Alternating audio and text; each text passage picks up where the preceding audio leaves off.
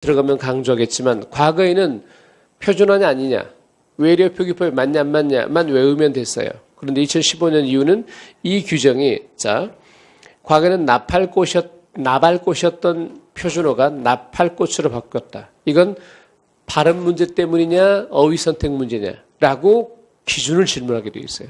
그때 이제 공부하는 방법을 다시 교정시켜서 강조할 테니까 그때 얘기하기로 하고, 어쨌든 이런 하나의 외래어도 단순히 외래어로 기억할 게 아니라 어문 규정에 나와 있는 표기법을 정통하게 기억해야 한다는 겁니다.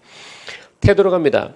한글 같이 해서 차자표기법 한 문제 나옵니다. 차자표기법이라는 건 어차피 우리가 뭘 빌려서 표기를 했었죠?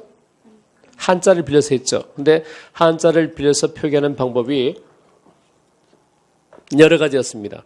그것들을 구별하는, 그건 구별만 하면 돼요. 차자표기법 한 문제고, 나오면 땡큐 문제고, 훈민정음에 대한 이해 문제가 굉장히 이 비중이 커졌습니다. 지금 꼬마들한테서. 여러분도 당연히 훈민정음의 이해에 대한 문제의 비중은 클 겁니다. 특히 7급에서. 그것도 중요 표시하세요. 그 다음에 국어를 빛낸 인물로 내려갑니다. 국어를 빛낸 인물에서 세종대왕, 주시경, 최연배 등인데 여러분들은 이것들은 선생님이 준 자료 가지고 공부할 수밖에 없고 두 번째 책에서 받아볼 수 있게 되어 있는데, 특히 국회직과 서울시 같은 경우는 반드시 이 부분에서 하나씩 냅니다. 국어를 빛낸 인물. 나머지 국어의 발전 방향은 잘 발전됐으면 좋겠어요 라고만 기억하시면 돼요. 자, 이게 변화된 2015년 이후에 변화된 부분의 학교 문법이고, 일부러 제가 사쪽에 보여준 이유가 비중과 배치가 이렇게 돼 있다라는 걸 알고 공부하시라는 겁니다. 이제 그렇다면 제1편의 언어와 국어에서 1장 언어의 이해를 보도록 하겠습니다. 이 글에서는 7쪽을 가시면 언어의 이해에서는 언어와 인간, 언어의 일반성, 언어의 기능인데 2절의 언어 일반성하고 3절의 언어의 기능 쪽이 그나마 9급에서 한 번씩 출제가 됩니다. 그리고 지금 처음 시작할 때 언어를 이해시키는 이유가 바로 국어를 공부하기 위해서입니다. 어차피 국어는 언어에 해당되는 거기 때문에 언어 안에는 국어 말고도 중국어, 영어 등등이 있겠죠. 이것들이 가지고 있는 공통점을 뽑아서 언어의 특징을 말하는 것이 일반적인 성격에서 언어의 일반성 이렇게 됩니다. 국어만 가지고 딱 보면 다른 말과 국어가 구별되는 특징을 말하겠죠. 그게 뭐겠어요? 국어의 특질 이렇게 말합니다. 그래서 언어의 일반성 혹은 언어의 특질, 국어의 특질할 때는 뭐에 대한 얘기인가? 당연히 언어가 가지고 있는 모든 일반적 특징은 국어에도 있겠죠. 그런데 국어에만 있고 언어에는 없는 것이 국어의 특질이겠죠. 그래서 이 챕터에서는 국어의 특질을 그냥 포괄적으로 공부하고 그러고 나서 바로 국어의 문법으로 들어가는 겁니다. 그리고 문법이라는 영역은 항상 머릿속에 소리와 관련된 것을 뭐라 한다? 의문이란다. 의문 그러면 소리와 관련된 것이다. 그러면 소리라는 것은 무엇으로 표시하냐면 자음이나 모음으로 표시합니다. 그러면 자음과 모음을 이어서 소리 내면 이것들이 충돌해서 어떤 다른 소리로 바뀌겠죠. 이게 변동입니다. 알겠죠? 지금 이해할 것은 의문이라는 영역은 소리와 관련된 것이다. 소리에서 의문론에서는 딱 한 문제 낸다고 그랬죠? 그게 뭐라고 그래요? 뭐 어떤 건 낸다고 그랬죠? 의문 변동 쪽인, 알죠? 그 다음에 두 번째, 국어의 특질을 공부하는데도 역시 문법의 단계인 형태 쪽으로 갑니다. 여러분, 형태가 이해가 돼야만 무엇이 해결된다고 그랬죠? 단어에다 명칭을 계열별로 붙여놓으면 품사 이렇게 되는 거죠. 그죠? 근데 거기다가 합성어, 파생어 같은 단어의 생산성 문제도 하나씩 꼭 출제를 하게 됩니다. 세 번째가 문장과 관련된 것입니다. 문장은 통사라는 용어로 쓰기도 하죠.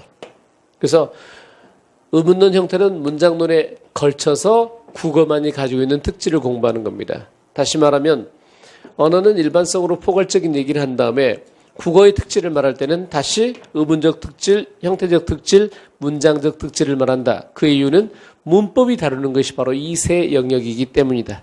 라는 거죠. 이걸 일반론으로 공부하고 나면 실제로 학교 문법도 의문, 형태, 문장으로 가게 돼 있어요. 알겠죠? 자, 그런 이유 때문에 제1장은 존재합니다. 자, 큰 눈으로 봅시다. 언어와 인간이 1로 돼 있고, 2. 언어와 사회가 두 번째로 돼 있고, 3. 언어와 문화가, 4가 언어와 사고, 5. 언어와 민족, 6. 인간과 언어 습득이 돼 있는데, 자, 이건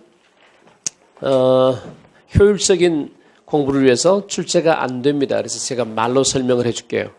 1번 언어와 인간은요, 인간을 다른 동물과 구별하는데 언어가 중요한 표지다 정도만 아시면 돼요. 그래서 왼쪽 날개에 호모로퀘스라는 게 있죠. 같은 말로 호모그라마티쿠스라는 문법적 인간이라는 용어도 있습니다.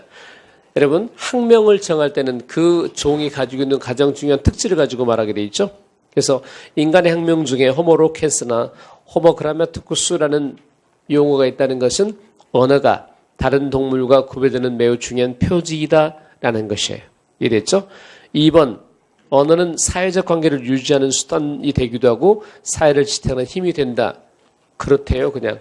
3번, 언어의 형식은 음성, 내용은 뭐죠? 형식이 음성이면 의미가 내용이겠죠? 그래서 언어라는 말 속에는 항상 형식으로서 음성과 내용으로서 의미가 있다는 것만 기억하시면 되고, 그 다음 더 읽어보시면 이렇게 되어 있네요. 자음과 모음으로 분리가 가능한 분절음이다. 분절음이란 말을 역으로 살펴봤더니 자음, 모음으로 분리되면 그게 분절음이네 라는 얘기네요. 4번, 언어는 정보를 전달하는 도구로서 학문을 탐구하거나 문화를 축적하고 계승하는 데 기여한다. 그렇답니다. 거기서 도구로서가 맞아요? 도구로서가 맞아요? 도구로서는 자격이니까. 맞죠? 이 갑니다. 언어와 사회갑니다. 여러분, 그 아래 언어와 문화가 있고 언어와 사고가 있고 5에 언어와 민족이 있는데 제일 밀접한 관계를 갖고 있는 건 언어와 사회일까요? 언어와 문화일까요? 언어와 민족일까요? 세 개 중에서는. 이 말은 바꿔 말하면 사회가 언어를 지배하냐, 문화가 언어를 지배하냐, 민족이 언어를 지배하냐. 가장 절대적인 게 뭐예요? 사회가 언어를 지배한다. 그러니까 민족이 언어를 지배한다는 건 이를테면 우리 표준 국어 대사전에요. 2015년에 올라간 새 단어 하나가 있어요. 그게 다문화라는 것이 만들어졌던 시사용어에서 국어사전에 올라가게 돼요. 다문화라는 걸 생각해 보면 우리가 자꾸 단일 민족이라는 걸 강조하다 보니까 민족의 개념이 편협하거나 아니면 그냥 당연히 단일 민족으로 생각하고 언어나 문화를 같이 동일시하는 경향이 있다는 말이에요. 그런 이유 때문에 나중에 합격하면 여러분 면접 시험 보게 될 텐데 국기에 대한 맹세도 전에는 민족에 대한 충성 이렇게 표현했는데 이제는 그냥 국가 개념이에요. 알겠죠? 민족이란 말 쓰면 안 돼요. 그 말을 바꿔 말하면 언어를 지배하는 건 민족이 아니에요. 민족은 달라도 언어는 같을 수가 있고 언어가 달라도 같은 민족일 수 있기 때문에 다만 어떤 때 질문되냐면 언어와 민족을 다시 한번 먼저 펴보세요. 챕터 5입니다. 언어 민족에서는 자 1번 보세요. 바로 1번. 언어와 민족의 관계는 밀접하지만 불가분의 관계는 아니다. 이게 중요합니다. 불가분의 관계가 아니라는 거죠. 민족은 절대 언어를 지배하지 못합니다. 그런데 뭘 질문할 수 있냐면 2번은 이제 7금령입니다. 그런데 말입니다. 언어와 민족의 관계가 불가분이었던 역사적 사실이 있습니다. 그 예를 차분히 봅시다.